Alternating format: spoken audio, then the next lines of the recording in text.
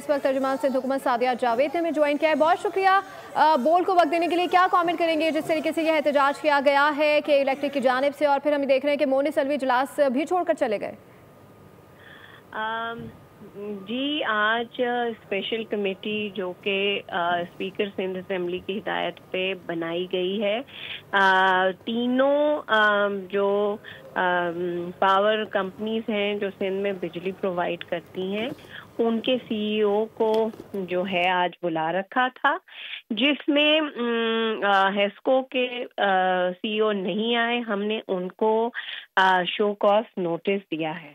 जहां तक मोनस अलवी साहब की बात है, वो आए जरूर थे, लेकिन जो उनका रवैया था वो मैं बिल्कुल उसको नहीं काबिल कबूल वो किसी भी पार्लियामेंटेरियन के लिए, क्योंकि हमने उनसे बिल्कुल ये कहा कि वैसे तो नेपरा के कानून के हिसाब से ये लोड शेडिंग कर ही नहीं सकते।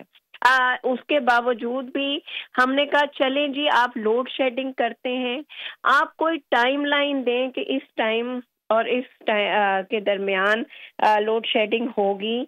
कोई वो करें जो आप 14-14, 12-12 घंटे जो है वो फीडर्स बंद करते हैं, वो गैर कानूनी भी है और इखलाकी तौर पे भी अवाम उससे बहुत परेशान है और सरापा एहतजाज है।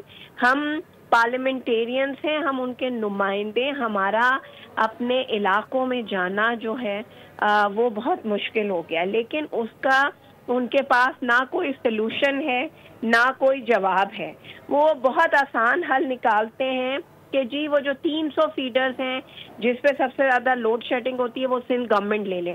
जब आपने ये कंपनी ली थी तो आपने पूरे कराची के फीडर्स लिए थे। अच्छा, फिर उनसे आज मेरा अपना सवाल था कि आप ये बताएं कि आप कितनी बिजली जनरेट कर रहे हैं और इस शहर की रिक्वायरमेंट क्या है। उन्होंने खुद ऑफिशियली स्टेटमेंट दी है कि कराची की रिक्वायरमेंट है 33 to 3400 MGD, जो उनको फेडरल गवर्नमेंट दे रही है वो कोई 1600-1700 है और खुद भी वो इतनी कर रहे हैं। तो 200-250 का डिफरेंस है और लोड शेडिंग का दौरानिया कराची शहर में बहुत बड़ा है। मोनस अलवी साहब जो हैं वो पार्लियामेंटेरियंस को मुतमईन नहीं कर सके। आज हमने एहतजाज भी किया है, उनके सामने भी एहतजाज किया है और उनको एक वार्निंग दी गई है। 10 दिन के बाद इजलास फिर बुलाया जाएगा, जिसमें आज वजीर दाखिला साहब मौजूद नहीं थे। उनको होना था लेकिन कोई उनकी सरकारी मसरूफियत की वजह से वो नहीं थे, इसलिए ये इजलास ने 10 दिन की उनको वार्निंग दी है कि आप अपनी रविश ठीक करें। अगर वो नहीं करेंगे तो अगले इजलास में सिंध असेंबली के रूल्स के मुताबिक जो सज़ा हम उनको दे सकते हैं वो हम सिंध गवर्नमेंट को फॉरवर्ड करेंगे ताकि वो फेडरल गवर्नमेंट को फॉरवर्ड करें। सादिया जावेद साहब, क्या सज़ा, ऐसी क्या सज़ा हो सकती है? देखिए, जो रूल्स के मुताबिक सजा होगी वो रिकमेंड की जाएगी, जिसमें देखे ना, जब वो आ नहीं रहे थे, आपको पता है 2 दफा पहले भी जब बुलाया गया, जब ये कहा गया कि जी वारंट इशू किए जाएंगे तो वो आए।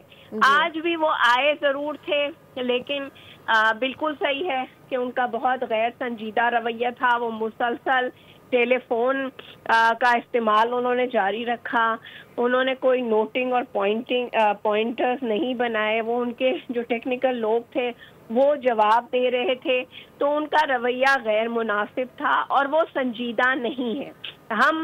हमने उनको कहा है कि आप कुंडा माफिया के खिलाफ ऑपरेशन करें, हम पार्लियामेंटेरियंस आपके साथ खड़े होंगे। आपकी बिलिंग का मसला है, हम उसके में आपके साथ खड़े होंगे, लेकिन उनका रवैया गैर संजीदा है। वो बिल्कुल स्पेशल कमेटी को संजीदा, जब वो हमें संजीदा नहीं ले रहे तो वो उनका रवैया आवाम के साथ क्या होगा इसका आप अंदाजा लगा सकते हैं।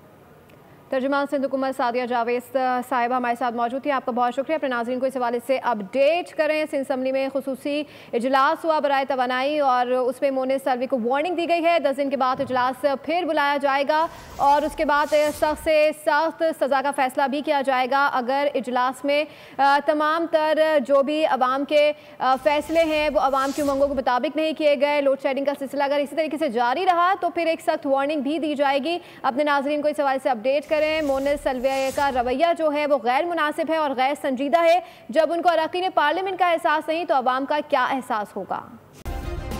सब्सक्राइब करें और बेल दबाएं ताकि कोई खबर रह न जाए।